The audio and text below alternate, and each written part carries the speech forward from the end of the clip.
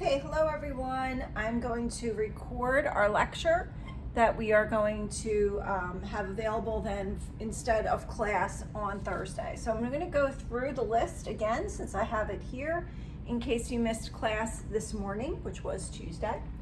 I'm going to record right now and we'll be starting in section 7.3 in the textbook. Monday, which is the 7th at 2 o'clock, Carl is going to meet with us, everyone at the same time at 2 o'clock.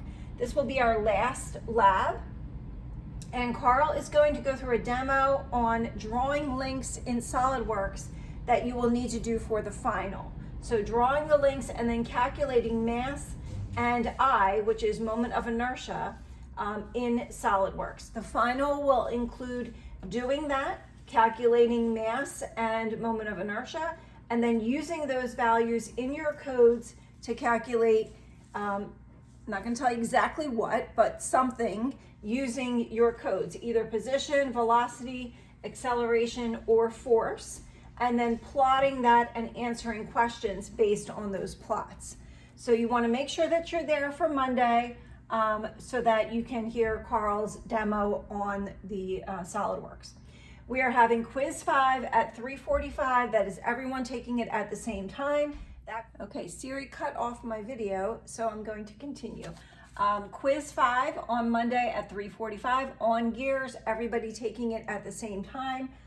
There will be 4 questions. 2 of the diagrams will be under Canvas under the quiz folder because the online quiz was not allowing it to accept them correctly, as far as I can tell. So that will be for Monday. Tuesday is our last class. We will be focusing on the MATLAB 4-bar linkage force analysis and our final. So the time that I had set was Tuesday from 8 to 2, but I'm going to make that available on Monday and on Tuesday. So on Monday, 12:14 through Tuesday, 12:15 by 5 p.m. So you will have Monday and Tuesday up until 5 o'clock to complete the final in Canvas. You'll have 6 hours, which should be more than enough time. You cannot start and stop. So once you start the final, you have 6 hours from the time that you start it to complete it. Okay, so let's pick up where we left off today. And I also wanted to note too, that even though we're not going to work through the force analysis for the 3-bar and for the slider crank, they are in your textbook, and there is a typo on page 444 for the F vector. It should equal S matrix divided by T vector, and we're going to talk more about what that means when we get into the MATLAB code for the 4-bar. But I just wanted to give you that line for the slider crank. Okay, so most of this I had on the board this morning, but just to review, and it kind of goes into what we're going to continue. For a single link, we're going to look at the force analysis on a single link. So we know that the sum of the forces is going to equal MA, where A is acting at G, the center of mass of that link. And the sum of the moments is going to equal I, the moment of inertia, times the angular acceleration. So if you have not had dynamics yet, these are our 2 central equations in dynamics. So you definitely want to read chapter 7 for to get a little bit of a better understanding of this if you have not had dynamics so far. And all that we mean by I sub G here is that this is the moment of inertia about the center of mass. So you may also see this as I naught, so I with the little 0 at the bottom, or I COM as a subscript. They all mean the same thing. So let's take a look at figure 7.21. And we see that we have a pin joint at A. So we have a pin at A, and we're going to look at this link. So we're assuming that we know AG and the angular acceleration alpha, and that we want to solve for force and for the mass M. We're assuming that the force at B is known and applied at point B, and we're going to solve for the torque T needed to drive the link and for FA. So AG is the acceleration at the center of mass of the link. This should say COM. That looks a little unclear. Alpha is the angular acceleration, and we have our two position vectors. So R sub GA and R sub GB. So take a look at figure 7.21. R sub GA is the position vector from the center of mass to point A, and R sub GB is the position vector from the center of mass to point B. So we have as our knowns theta, omega, our angular acceleration, our mass. I think in my previous screen I had said that the mass was not known, but the mass is known and is almost always given to us. I sub g, our moment of inertia, our acceleration at the center of mass, the position vector from the center of mass to A, RGA, the position vector from the center of mass to B, RGB, and the force at B. So these are all of our knowns in our problem. And we're asked to find FA and the torque T, the applied torque. So hopefully you're getting an idea, right, of what we're doing here. We're gonna break this up. We're putting our unknowns and our knowns separate because we're gonna get this ready to plug into MATLAB, into our MATLAB code. Okay, hopefully that's a little better. So let's put our unknowns on the left here. So we have FA, or let's do the sum of the forces equals M times A at the center of mass. And we know that this is going to equal FA plus FB according to our figure, because we only have two forces that are acting on this link in figure 7.21. So again, we're referring back to figure 7.21. So let's put FA on the left and put our knowns on the right. So this is our F equals MA, our dynamics translational motion equation. Let's look at our rotational motion equation, which is that the sum of the moments equals the moment of inertia times the angular acceleration. M equals I times alpha. Well, we're going to have two moments here, right? So we're going to have MA, which is the moment created by the force at A, and MB, which is the moment created by the force at B. A moment is R crossed with F. So the position vector, for us, we're taking it from the center of mass to the point where the force is acting. And this is going to give us our moments about the center of mass of that object. And we want it about the center of mass because that's where we are applying our moment of inertia I. So we get RGA cross product with FA and RGB cross product with FB. So we know that the sum of the moments equals I, this should be a subset, it's not times G, so I sub G times alpha, because we're looking at the moment of inertia at the center of mass. And we know that this is going to be out of the page in the example that we're looking at here. It's in the K direction, either out of the page or into the page for a 2D problem. Okay, so when you do a cross product in 2D, we do the right-hand rule to determine which direction the moment is acting at. And it's either going to be out of the page if the net moment is counterclockwise, or it's going to be into the page if the net moment is clockwise. So the direction of your fingers on your right hand when you curl them in the direction of the net moment. So we don't actually know yet whether it's in or out of the page, but it's going to be perpendicular to the plane of the page. If we get a negative, we know that it's going into the page. Okay, so we get the sum of these two. So the sum of our moments is the sum of this moment plus the sum of this moment plus our applied torque T. So that is, torque is a moment, and it's being applied in addition to the moment created by these two forces. And everything here, again, is going to be in the K direction. So let's do the cross product. So we have two cross products here. I have the first one written over here and the second one written over here. So we're going to cross our position vector with our force for FB, and we're going to cross our position vector for A with our force at A. And if I write them down, so I have RGB with the X component and RGB Y component. So this is my position vector from the center of mass to point B, the X component. And this is the y component of my position vector from the center of mass to point B. And same thing here. I have RGAX and RGAY. Just the position vector, the x and the y coordinates of that position vector. And then I have my x and my y components of FB and my x and y components of FA. And we do the cross product like so. This term times this term minus this term times this term. Our third row is zeros, and we get our equations here. So we get the equation here and here. And we know again that it's going to be in the k direction, either positive or negative. Okay, so let's continue.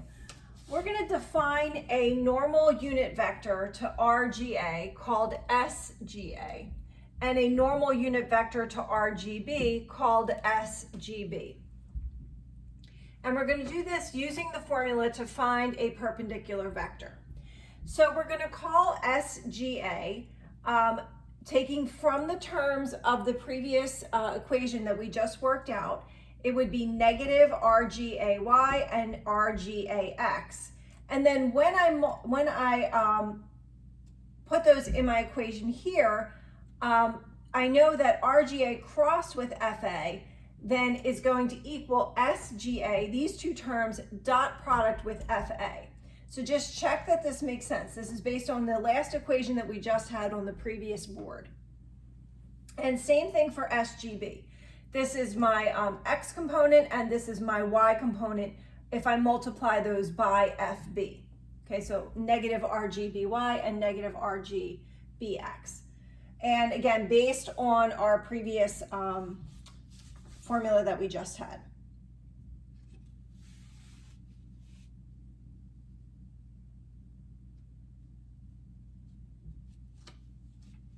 And this should not be a negative. Okay, that's what I was just checking.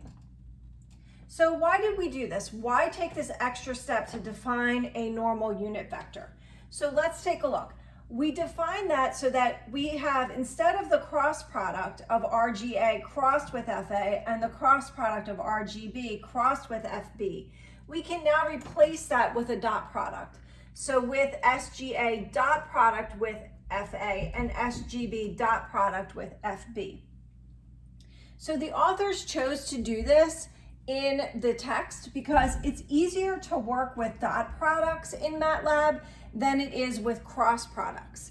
So this is the method that they chose to go through and create the formulas, work with the equations.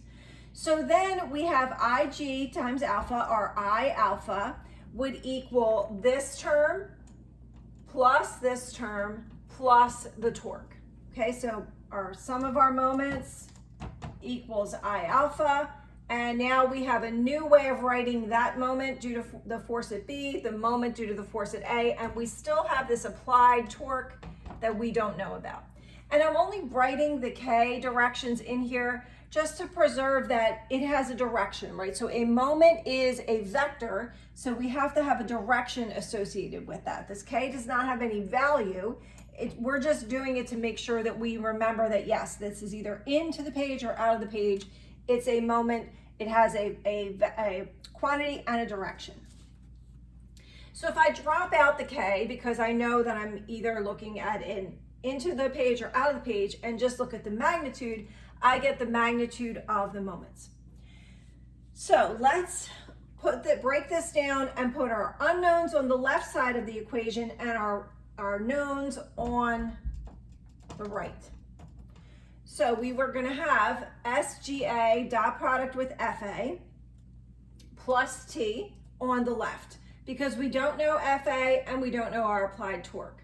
And then on the right side of our equation, we're going to have IG alpha because that's going to be one of our knowns minus the term here for SGB dot product with FB because we know our position vector and we are given FB in the problem. Those were our assumed knowns and unknowns. And don't forget, we had our previous equation for the translational equation of motion, and that was FA equals MA at the center of mass, MAG, minus FB. So we have two equations here that we're going to work with, that we've put the unknowns on the left and the knowns on the right. So this should start looking familiar, right? So we've done this before many times now, where we're getting our equations and breaking them down and getting them ready to plug into MATLAB. In matrix form, if we have a dot product such as SGA dotted with FA, that can be written as SGA the transpose times FA. So that's just a rule of matrix algebra. So we're now going to expand those equations that we had written into matrix form. So we would have U2, so this is going to be a little tricky here, okay? So just hang in there and listen to the video, read the textbook, and I think you're going to get a pretty good working understanding of these equations. So U2, which is the identity matrix, a 2x2 identity matrix, Z21, which is a matrix of zeros. I'm going to go through all this down here. SGA, the transpose, and 1. So this is my matrix that we're going to call S. And if I take that and multiply it by my unknowns, which are vector F for FA and for T, remember these two are our unknowns, and that will equal the knowns, the right side of our equations, which was MAG minus FB and IG alpha minus SGB times FB. Okay, what does this mean? The identity matrix is just a number. It's the matrix equivalent of the number 1, and it's just ones along the diagonal. So writing it in this way is a shorthand way of writing out the full thing. We're going to write it in a second. So all this is saying is that I have a 1 and a 0 and a 0 and a 1. All that Z21 is saying is that I have 2 zeros in a column. 2 rows, 1 column of zeros. So this U2 and this Z21 are just making this matrix a little bit more simplified. There's less terms in the matrix. If we were to write it out, it would look like this: 1, 0, 0, 1 for the U2, 0, 0 for Z21. And then if I broke FA into FAX and FAY, I would have the SGAX component and the SGAY component, and then 1 in this column because I'm multiplying that by the torque T. So if you were to go through and do this equation, this left side of the equation here, you're going to get the exact equations that we had before, okay? So you would get MAGX minus FBX, MAGY minus FBY, and then for the last one, we're going to get our third equation here. And why is it three equations when it was 2 before? We just broke this up into the X and Y components. So we had 2 equations that we were working with, one from translational motion and one from our rotational motion. All I did here was break up the translational equation into X and Y components, so we created a third equation. So this is the matrix form of our equations of motion for this link, translational and rotational. And when we take this now, we're going to break it down, and in matrix form, what we're saying is S times F, S matrix times F equals T, where S is this matrix here, F is our unknowns of FA and T, and torque T, capital T, and lowercase t is the knowns, the right side of our equation. So just like we had AX equals B was our notation that we were using for position, now we have S times F equals T. So we're writing these in matrix form to get them ready to plug into MATLAB. Section 7.3.1 on page 409 is where we're going to start looking at some MATLAB functions to help us in doing this force analysis code in MATLAB. So take a look at figure 7.23. So with this figure, we're going to need to know RGA, RGB, and RGC. And if we want to take the approach of just using dot products in our formulas, then we're going to also need to get SGA, SGB, and SGC, which again are the unit normals to each of these position vectors. And this is the approach that the authors took in the textbook, so this is what we're going to do. So we want to define a new MATLAB function that will return the normal vectors, right? So that will give us SGA, SGB, and SGC based on a few parameters of the link. We also need to know the acceleration at the center of mass. So if the acceleration at point A is known, then we can use the relative acceleration equation to give us what the acceleration at G is. So then the acceleration at G would equal the acceleration at A plus I AG alpha, this is in the normal, minus I AG times omega squared, E AG. And this is going to be called function find acceleration, find ACC. And we're going to take a look next at figure 7.24 and define these two on that figure. Okay, so looking at figures 7.24, 7.25, and 7.26. You want to have those in front of you as we're going through this.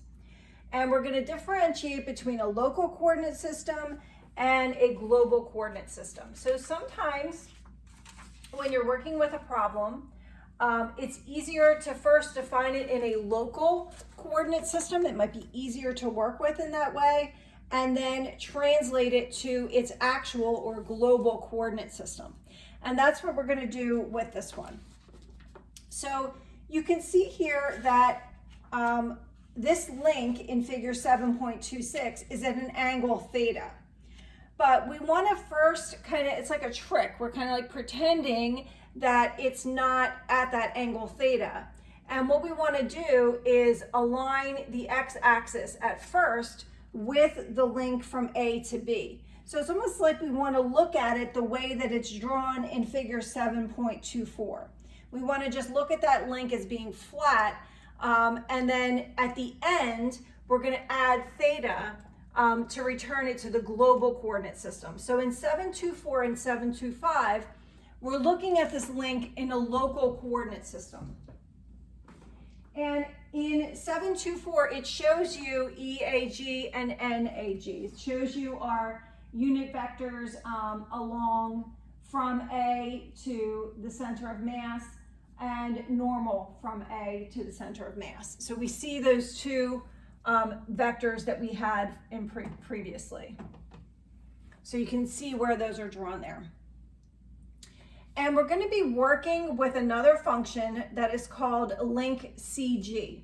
The link CG function, which we're going to get to in a minute, is going to calculate the vectors that are associated with the center of mass, and we can use this for a 2 or a 3 pin link. So figure 7.25 shows the inputs that we're going to have to this link CG function in a local coordinate system. So again, in 7.26, we're going to align the x-axis at first with that link, with the side of that link from A to B, and then later we'll add theta in to return it to its actual position where it is in the global coordinate system. So our inputs are going to be a, lowercase c, gamma, x bar and y bar, which are the coordinates for the center of mass, and theta. And then our outputs are going to be SGA, SGB, SGC, IAG, and then these two unit vectors are unit vector along the side, and then from A to G, center of mass, and then the unit normal from A to the center of mass. So let's start defining some of our vectors. So our vector from A to B, and we're going to use this prime symbol here because this is going to indicate that we're working in the local coordinate system. So all of these primes here throughout this next part are just telling us that we're still in figure 7.24 and 7.25. We have not translated this yet into the global coordinate system. So how would I define the position vector from A to B in the local coordinate system of figure 7.24? And how would I write the position vector from the center of mass to A? Well, from A to B, it's just going to be A in the X direction and 0 in the Y direction. So I can write it in this way for the position vector from A to B. So hopefully that's clear. Where A is the side, it's the length of that side from A to B. And for my position vector from the center of mass to A, and again I have the prime because we're dealing with the local coordinate system, I would have negative times x bar, so negative the distance to the center of mass in the x direction and negative to the distance to the center of mass coordinate for the y direction. Why negative? Well, because we're going from G, from the center of mass to A, so we're starting and we're working backwards. So we need to go in the negative x bar direction, we need to go negative x bar and then negative y bar to get back to where point A is, which is at the origin of our local coordinate system. So if we look at just simple vector addition here, we can say that RGB prime would equal RAB prime plus RGA prime. This is just adding the vectors in the figure. And RGC prime would equal RAC prime plus RGB prime. So from this, we get that SGA prime would equal negative R prime times GAY and R prime GAX for point A. And then we have a similar equation for SGB prime and SGC prime. So I know that this is a lot, but you'll need to watch this video more than once, and you should be reading through the chapter as we're going through so that you understand, at least have a basic understanding of where these equations are coming from. Let's take a look at the length from A to G and how we can represent that length or that magnitude. So this should be an L. I know it looks a little funny here on the board, looks like a 1, but that's LAG. And we know that that's going to equal the square root of our x bar coordinate squared plus our y bar coordinate squared. So the length from A to the center of mass, G. So then we can define our unit vector E and our unit vector N in our local coordinate system as equal to RG prime, R prime GA and S prime GA divided by that length, right? Because what is a unit vector? It's the magnitude divided by, it's the vector divided by the magnitude, and it gives you a magnitude of 1. So if I divide this by that length AG and I divide this by that length AG, I get my unit vector and my unit normal. Why is it negative? Well, RGA is facing towards A, so we get a negative value. So remember now, we're still working in the local coordinate system, but we want to get equations that are going to be allow us to work in the global coordinate system. So we still have to rotate through that theta to get to the global coordinate system in our figure 726. So remember from chapter 4, we talked a little bit about the rotation matrix. So this was a while ago. So if you look back when we first started doing position, we talked about the rotation matrix. This is the rotation matrix. It's a 2 by 2 matrix.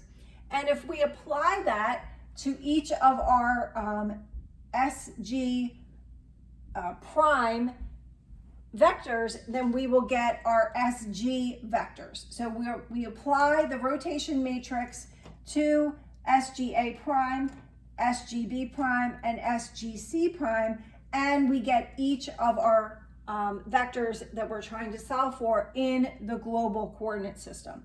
So this rotation matrix moves us from the local coordinate system to the global coordinate system, and we're applying it based on that angle theta.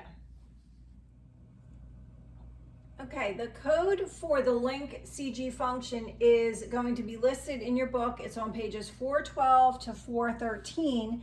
And this calculates the vectors associated with the center of mass.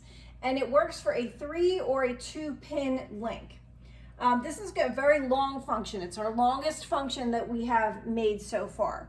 So if we have a 2-pin link, then you would just enter 0 for lowercase c and 0 for gamma. Okay, so that would just be a straight 2-pin link. But it allows us to also use it for a 3-pin link. So the norm function, this norm, N-O-R-M, in MATLAB calculates the magnitude of a vector. So we know that if we have a vector and we divide it by its magnitude, then we get a unit vector in the direction of that vector. So we can use this norm function and just apply that and say that LAG, that length, would equal the norm function times RGA. So for Tuesday, for our last class, have the link CG function ready. So go through and type that on pages 412 to 413 and have that saved as a function in the same MATLAB path. Let's look at the force analysis for the 4-bar linkage. So we are on page 456. Looking at figure 7.64. We have a known load FB that is applied to point P on the linkage, and the rocker must overcome a known load torque T4. Okay, so we have these 3 links and they are experiencing torque on the crank and on the rocker. And what we are asked is to find T2 that is required to drive the crank through a full rotation, and we want to solve for all the forces at the pin joints. Okay, so we want to solve for FA, FB, FC, and FD. We know FB, so we want to solve for the 3 that we do not know, and FP. And open your book and take a look at figure 765. And we're going to look at these free body diagrams, and from these we're going to apply our translational equations of motion and our rotational equations of motion for each link. So let's work our way through that. This is on page 457. Okay, so let's look at the free body diagram first for the crank, then we're going to do the coupler, and then the rocker. So remember, we're going to have 2 equations for each of those. The accelerations are being taken at the center of mass, and I, the moment of inertia, again, is being taken about the center of mass. This is how we defined our equations. Okay, so for the crank, the sum of the forces is going to be FA minus FB equals the mass times the acceleration, M2 times A2. And then we're going to have our moments. So we're going to have S2A dot with FA minus S2B dot with FB plus this applied torque T2 equals I alpha. So that's going to equal the moment of inertia times the angular acceleration for the crank. So why the negative here and why the negative here? Because if you look at your free body diagram, they are facing in the opposite direction.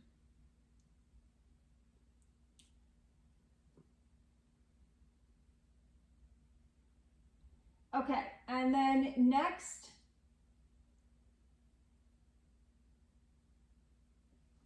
we have for the coupler. Okay, so for the coupler, we're going to have FB minus FC plus FP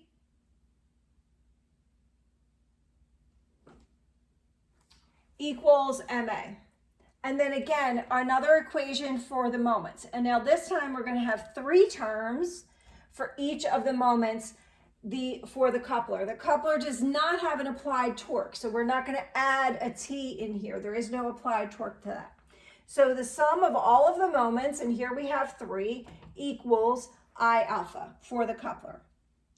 And then last we have for the rocker, FC minus FD equals MA, which is M4 times A4. And we have 2 terms again for the moments, plus an applied torque T4 equals I times alpha. So these equations that we're going to now turn into a matrix and use in our MATLAB are coming from these free body diagrams for the linkage in figure 7.65. Okay, so let's put our unknowns on the left and our knowns on the right. And this is going to look like a lot, okay? So I do not expect you guys to be able to come up with this on your own. I'm just going to give it to you, and you should have a good working knowledge. So what I've been saying this whole time, a working knowledge of what these equations are doing. Okay, so we're going to put our unknowns on the left and our knowns on the right for each of those links. So we have a total of 6 equations. So I'm going to do that for each of them. Knowns on the left, unknowns on the left, knowns on the right. And we're just taking those 6 equations, 2 for the coupler, 2 for the rocker, and 2 for the crank, and writing them out in this way. So we are going to get an S matrix. Okay, so doing this in this way with these 6 equations gives us the S matrix, which is this. I'm not going to go through and list that. It's in your book, and I also rewrote it here. When expanded, this is a 9 by 9 matrix. Okay, so again, you see the identity matrix here, and you see matrix with zeros. And if you were to expand that, you would get a 9 by 9. So our equation is going to be that S times our F vector equals T. So just like we had AX equals B, now we have S, F equals T for our force analysis code. So this is our S matrix. This is our F vector. So this includes FA, FB, FC, FD, and T2. And that equals our T vector, which is our right side of the equation, all of our knowns. So M2A2, M3A3 minus FP, and all of these other equations that we have developed. So we have a 9 by 9, and this is a 9 by 1 and a 9 by 1 matrix. So S times F equals T. That makes sense that we would wind up with a 9 by 1 for T. Okay, so looking at these equations and applying them to our 4-bar, we are going to look at figure 7.66. This is our example 4-bar linkage.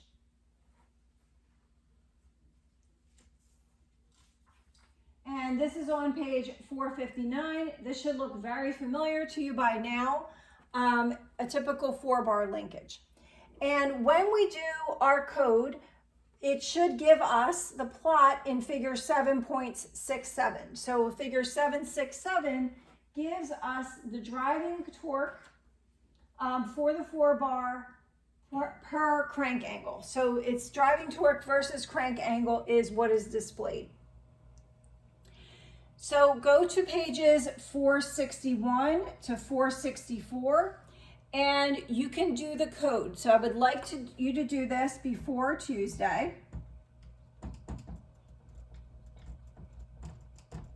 Go ahead and type in the code, create your code. I was going to do this in class on Tuesday, but I think it's better if you guys do it before then, so that on Tuesday we can just debug and I can answer any questions and do any other review that you guys need.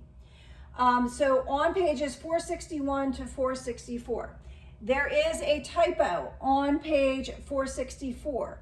So just like we had a typo with the slider crank, we have the same typo here. So the typo on 464, it should say F underscore vector equals S underscore matrix backslash T underscore vector semicolon. So I think that what's missing there is the underscore T. Okay, so this, the backslash and T is missing on that page. So this is the correct way that you want to put that in. Right, because that's what we're doing here. We're saying that F equals T divided by S, but we use the alternate form here in MATLAB. We use the backslash. Okay, so when you put this code in and run it, you should get the figure 7.67 displayed. So that's something for you to practice and try to get that working before Tuesday. You will need to have your find ACC function also completed and the link CG function.